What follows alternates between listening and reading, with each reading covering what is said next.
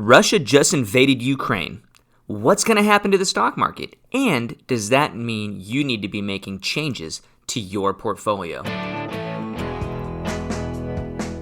You've saved, sacrificed, and invested for years. Now you're no longer getting a paycheck from a job. So the big questions for retirement is this. How do you retire with enough income to live the lifestyle you always wanted without the fear of running out of money, going back to work, or becoming a burden on the people you love? That is the question, and this podcast will give you the answers. My name is Patrick McNally, and welcome to Retirement Lifestyles. What's up, everybody? Patrick McNally here, and I want to welcome you to the Retirement Lifestyles podcast. Thanks for joining me today. And depending on when you're listening to this, it is February 28th. It's my wife's birthday today, so happy birthday to her. But we had some major global events happen last week. Russia invaded Ukraine. Basically started on Wednesday night, and we saw that reflect in the markets the very next day. And on Thursday, basically, the markets started off low, and it just got worse. And it basically hit a bottom. At one point, it was almost 900 points down. But then something crazy happened. Throughout the day, we're all thinking, oh my gosh, okay, is this kind of the start of a big downturn until we kind of figure out what's going on? And lo and behold, by the end of the day, the market actually ended the day positive a couple hundred points. Amazing. Crazy when you think about it. When something like that happens, you figure, okay, we're going to get like a week of down, and that's what happens. So, okay, well, maybe we'll see something happen on Friday. Well, Friday came, and the market started positive and absolutely cranked out 835 points to basically end its best day since late 2020. So that left a lot of people scratching their head, going, this whole thing with Russia, we thought that this would kind of rock the markets. I mean, this is a global event. And then we're hearing talks about Biden along with other members of the G7 getting together and figuring out, hey, what are we going to do to Russia? Are we going to impose some big sanctions, in an attempt to really kind of bottleneck their finances and their economy? Hopefully that's going to stop them. And then we're just kind of trying to figure this out. And the markets are actually doing really, really well. So we even had, there were articles that came out, on that Thursday and Friday. And when it initially happened, on Thursday, and the market was down big time, even some Market Watch articles, they brought on somebody from Wells Fargo, and they were saying, hey, now is not the time to be buying in the dip, in stocks. And it was a cautionary type of a thing. Well, I probably thought he was eating his words by the end of the day. So what this is all alluding to is today's show, I want to talk about predictions and the fact that they don't work. Nobody can predict the market. And like in my book, Retirement Planning 101, actually I devote one of the chapters to this about trying to actively predict the market. And it always reminds me of, it was back in the 90s when the Psychic Network, do you guys remember the Psychic Network with Miss Cleo? Oh, no, I tell you your future. She was like, for like $2.99 a minute, she would, tell you exactly what was going to happen in your life, your love life, your health, your finances. I mean, Miss Cleo could tell you all of it. And just for, the bargain price of $2.99 a minute. Anyway, I think she ended up going to like prison for fraud or something like that happened.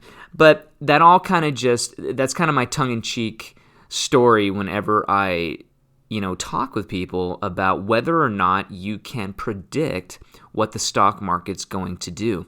And the answer at the end of the day is no. I've been doing this for over 22 years, and the answer is no. And you can look back historically, and every time people think something's different, I heard that one again, Russia invading. This time it's different. It's going to, we're going to do this. It's going to be a different time. Should we go to gold? Should we go to cash? And that's basically like the worst thing you can do. Is try to make a bunch of decisions shoot from the hip decisions without all the facts and just basing it on news. So if you take a long-term perspective of the market, which is what everybody should be doing when you invest in the market, you should have a long-term plan in place, not a prediction plan, not a day trading type of a plan. And a lot of people do that. They kind of feel like, hey, I need to be moving stuff around all the time. And ultimately what ends up happening is people lose over the long term with that. I know we all want to hear the stories about, knocking one out of the park and, I predicted that this stock ABC was going to do it, and it did. And, a lot of people get it right once, but most people never get it right twice. And it's kind of like if you're a baseball fan, when you hear about Babe Ruth, what do you think about? You think about his home run record. Well, not too many people know that he was also like first in line for the amount of strikeouts. So, but you never hear about those. You don't hear about the strikeouts. Same thing with finances. What you need to be doing is putting that crystal ball away, not listening to other people, especially people in the media that are peddling either fear or greed. And that's another point I want to bring up. Like some of these headlines. Let me read you some of these headlines. I told you about the one before from Market Watch. Now is not the time to buy, and then it ended up. Well, on Friday it was, so throughout the day on Thursday, you can look at a bunch of headlines, and it was all doom and gloom. Markets are going to crash. This is the end. Maybe now is not the time to be buying. The very next day, those same newspapers and online articles and all that stuff, Dow Jones futures turn higher with Putin open to Ukraine talks. Dow Jones climbs after stock market sell-off. Climbs 800 points, its best day since 2020. Stock market roars back on word of Russia-Ukraine talks. So these are just a list of some of the hundreds of headlines within a 24-hour period. So when you recognize what the media is doing, they got to get your eyes. They got to sell papers. They have to somehow get your eyeballs to read their stuff, to watch their stuff. And the best way to do that is through a freaky headline or a greedy headline or something to spark your attention. And it's the headlines, unfortunately, at the end of the day, that drives the market. The market's driven by news. And if you can recognize that news in and of itself is unpredictable, well, then you have to immediately concede that the market itself is unpredictable because the news is what drives the markets. So we just know that over time, though, in any study of this, given a 5, 10, 15, 50-year period of time, you look back and the market always goes up. Always. It always goes up. Now, there may be a 3-year period that's flat. There may be a 10-year period. You heard about that in the 2000s. The decade of no returns. Well, if you looked at the numbers, you could probably see that. But depending on what you invested in, people made a lot of money during the 2000s. I mean, it's that 10-year period from 2000 to 2010. So it all depends on what kind of a plan you have and sticking to your plan.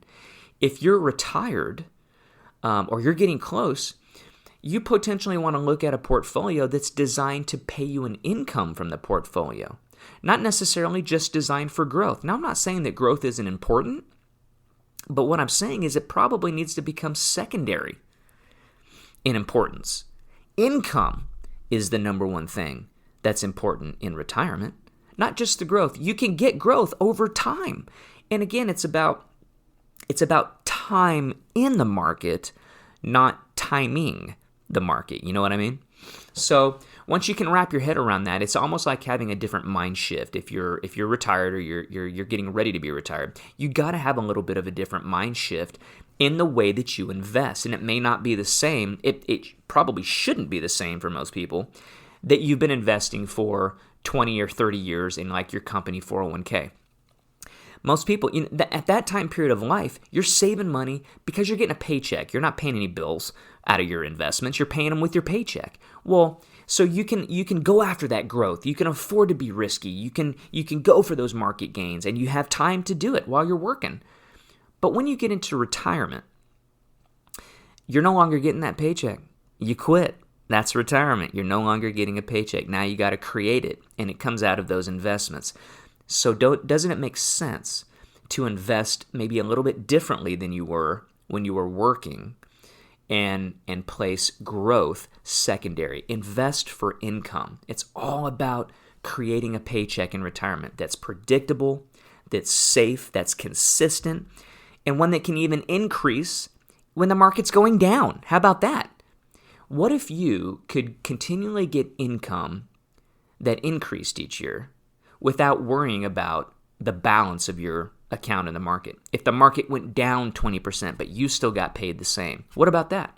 Would that be interesting to you? There are ways to build a portfolio and a plan to help you do that. And so today I just kind of wanted to get that across to when you read articles, when you're turning on the news, to not necessarily feel like you have to make a change in your portfolio. And I'm willing to bet that a lot of people, they got out of that market early on Thursday, and they're kind of kicking themselves now, because now they're wondering, maybe they didn't even get back in. Maybe they're still sitting on the sideline today. Who knows? A lot of people did that in 2007, 2008. They got out, they sold, lost a bunch of money, and then missed it on the way back up. So that's one thing that a lot of people forget, is that if you're trying to predict the market, you have to actually predict it correctly twice, not just once. You got to predict when the best time to get out, and then you got to predict when's the best time to get back in.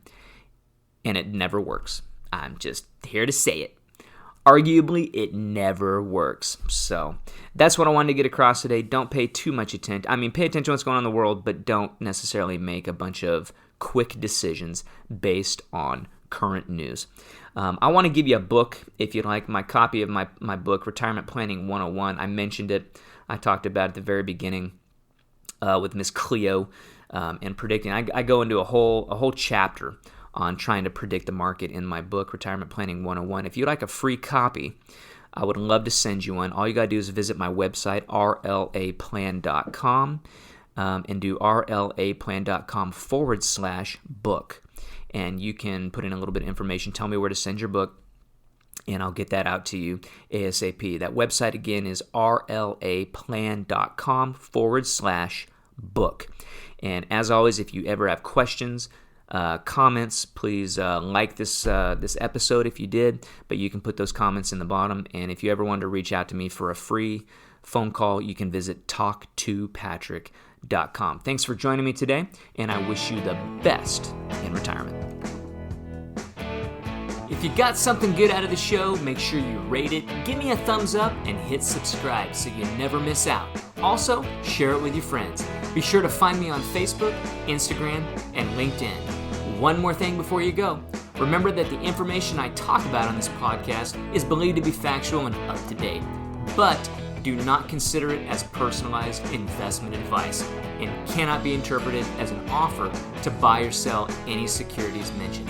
You need to visit with a professional advisor, tax, or legal counselor before implementing any of the strategies presented. My firm, Retirement Lifestyles Advisory Group, is registered as an investment advisor, and we only transact business in the states where we're properly registered to do so.